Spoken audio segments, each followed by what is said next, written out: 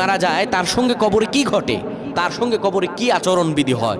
কেউ যদি রোজা রেখেছে, এই অবস্থায় সে মারা গিয়েছে, তার কবরটা কেমন হয়? প্রিয় ভাইরা আমার, আল্লাহ রাব্বুল আলামিন রোজা দিলেন, নবীজি বলেন নাউমুস সাইমু ইবাদাতু ওয়া সামতুহু তাসবিহ দুআহু মুস্তাজাবুম মুদাফ। বিশ্ব নবী মুহাম্মদুর রাসূলুল্লাহ বলেন, রোজা এমন একটা ফজিলতের বিষয়, কেউ যদি রোজা রেখে ঘুমায় আমার আল্লাহ তার আমলনামা লিখতে থাকেন। অসমতুহু তাসবিহ, কেউ যদি রোজা রেখে চুপ থাকে, ওই চুপ থাকাটাও তাসবিহ হিসাবে কাউন্ট করা হয়।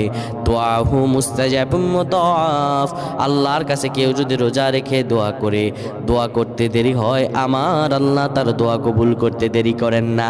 এত বেশি ফজিলত, এই ফজিলতপূর্ণ রোজা রেখে কেউ যদি মারা যায়, তার সব আমলনামা আর তার সব গুনাহ মাফ হয়ে যায়। ব্যাপারটা এমন নয় রোজার অবস্থায় মারা গেলে আমার আল্লাহ তাকে ফজিলত দিবেন, এটা সত্য। রোজা